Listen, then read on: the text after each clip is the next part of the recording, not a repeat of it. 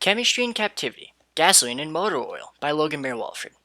Gasoline is a byproduct of the process in which crude oil is refined into usable products. Because of this, gasoline is primarily hydrocarbons with a few additives that vary from company to company. Gasoline is the most common fuel in an internal combustion engine. Oil fields and offshore drilling rigs are the most common ways of obtaining the crude oil used in the refining process. Gasoline is made when crude oil is boiled. The vapors that are produced are a mixture of various hydrocarbons, only some of which can be used in gasoline. In order to separate these vapors, they are put in a tall tower where, thanks to the different hydrocarbons having different condensation points, they are sorted. The hydrocarbons that are able to be used in gasoline are then taken and mixed with set amounts of additives to improve fuel performance. The hydrocarbons that are too large are broken into several smaller hydrocarbons that can be used in fuel. Those that are too small, however, are often combined into larger hydrocarbons to create the set length that is desirable. This diagram shows the process in which crude oil is boiled and how vapors are sorted along with the various condensation points for the products that they can be made into. The two main types of hydrocarbons are alkanes and alkenes. Alkanes are saturated, meaning that they have all possible hydrogens attached hydrocarbons that all have a single bond between the carbons. Alkenes are unsaturated hydrocarbons, meaning that there is the potential for more hydrogens to be attached at a later time. That is because these have carbons who share a double bond, therefore limiting the number of hydrogens that they can accept. However, if these bonds are broke, more hydrogens are able to be added to the alkene. Gasoline is used in several key features of day-to-day life. It powers our cars, trucks, buses, and it also is the main fuel used in internal combustion motors. These can vary from chainsaws to lawnmowers. Old World War I era airplanes also used gasoline internal combustion engines to achieve flight. The most common chemical reaction when using gasoline is combustion. Combustion occurs when a hydrocarbon reacts with pure oxygen that is often found in the air. This reaction then produces carbon dioxide and water along with heat and light. There are several disadvantages to using gasoline, however. Most notably, when it is burned, carbon dioxide, which is a greenhouse gas, is produced. Gasoline comes from crude oil, which is also a non-renewable resource, meaning that eventually we will run out of crude oil if we do not use it in a responsible way.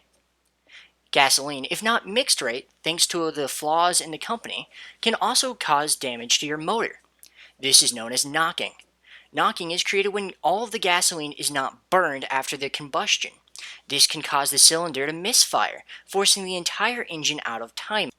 This causes serious damage to the motor, which could warp the heads, rendering the entire engine useless. Thankfully, it is a simple problem to fix. Knocking can be solved by using the right octane rating of gasoline. The octane rating of gasoline is determined by the ratio of carbon 18 hydrocarbons to carbon 7 hydrogen 16s. These two hydrogen carbons are the main reactants in a gasoline combustion. C7H16 is a very highly reactive molecule.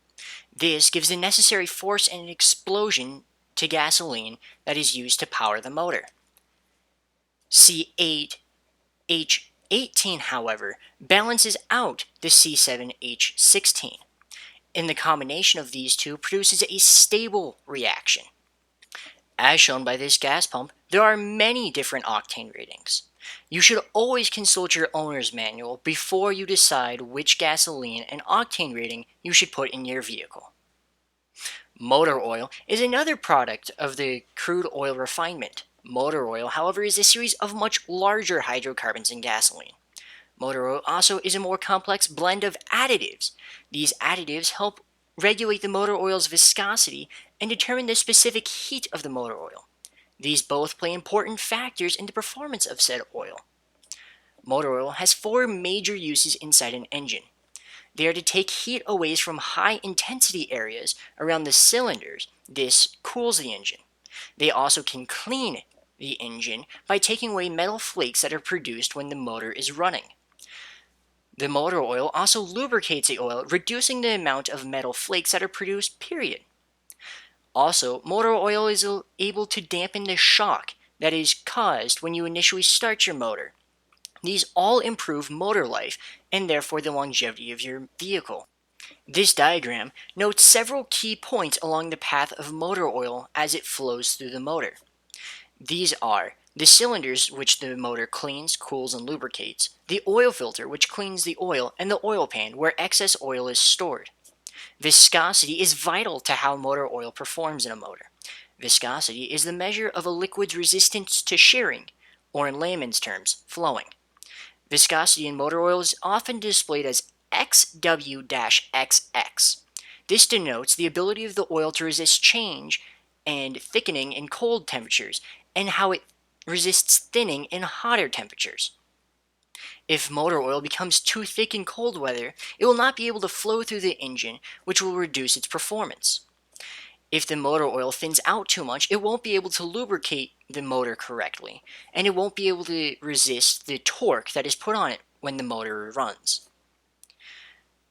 To achieve these standards, synthetic polymers have now been added to motor oil. These polymers change density and weight of the oil depending on the temperatures used. You should always consult your owner's manual when you determine which type of motor oil to buy, as it will specifically state, if you get the wrong motor oil, you can cause seizing in your motor and warp the heads. This irreversibly damages the motor. This diagram shows how different weights of oil flow at different temperatures and what oil should be used at what temperature.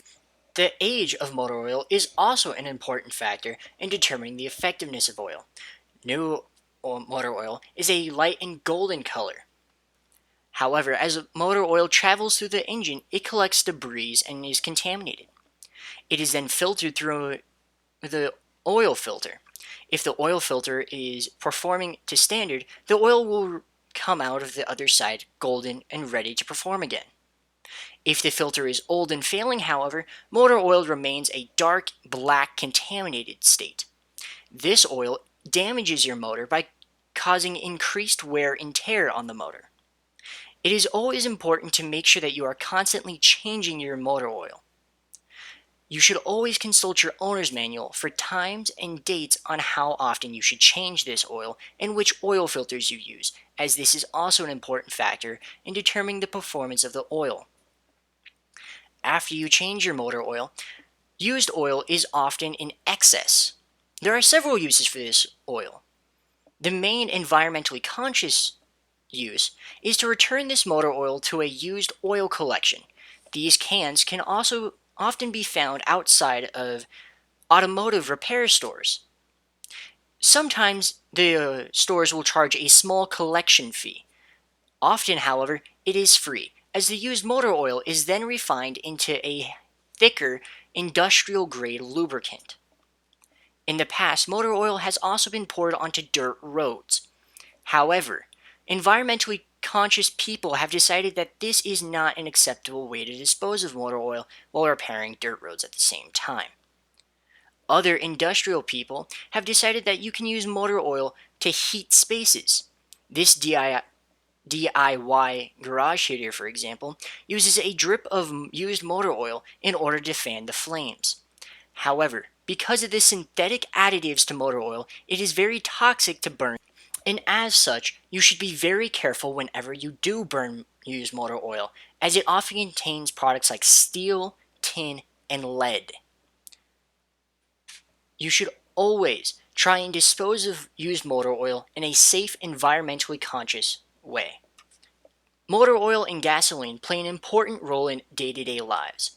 I hope that you have learned something new about these two vital liquids to the American way of life.